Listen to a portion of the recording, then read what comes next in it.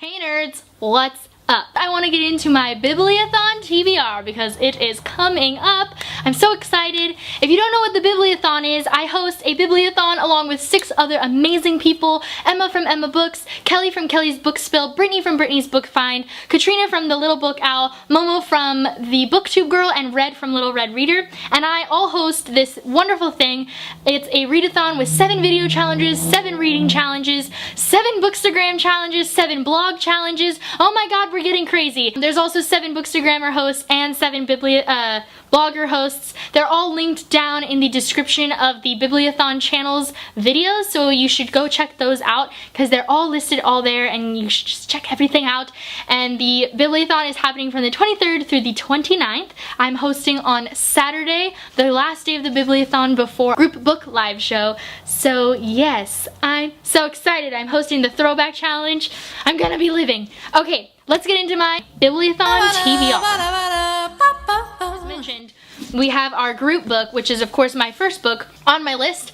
And if you don't know what our group book is, when we do our Bibliothon, we all read a book together and then we do a live show on it the day after the Bibliothon ends, which will be on the 30th. We still haven't decided on a time yet for that live show, so keep an eye out for that. But our group book this month is Flame in the Mist by Renee Ahdieh, so I'm really excited to be reading this one. It's a fantasy novel. Renee Ahdieh is an amazing author, although I haven't read anything by her, but I hear amazing things. I think that it might be like loosely a Mulan retelling, but I'm not sure. I'm just excited to see what this book is about, because honestly, I don't know.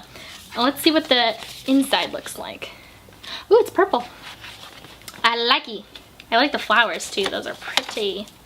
Oh, one is a throwing star thing. And this is just going to be covering my group book challenge. You are more than welcome to double up on challenges, but we try to stick away from the tripling up, but you know, if you decide to do things, then we aren't going to kill you or anything in your sleep, we promise. Next book that I'm going to be reading, I'm actually going to be reading on my Kindle, and it is The Seafarer's Kiss by Julia Ember. This is actually our Bibliobook Club book of the quarter, I guess. It's our May, June, and July pick.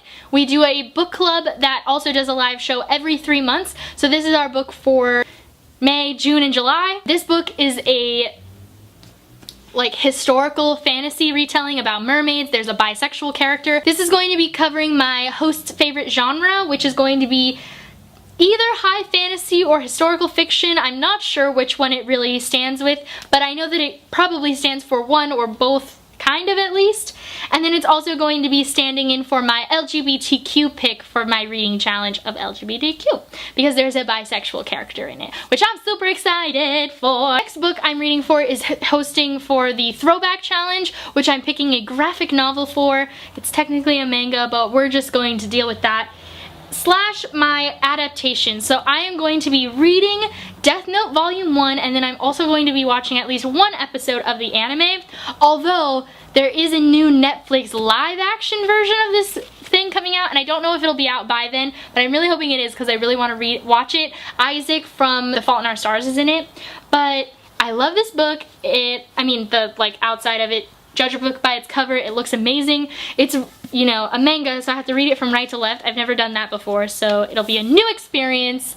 It's got black edges, and if I really love it, I could continue with the series because I have volumes 2 and 3 also on my shelf. The next 2 books, I haven't decided quite yet which one I'm going to be reading, but they both stand for the last 2 challenges.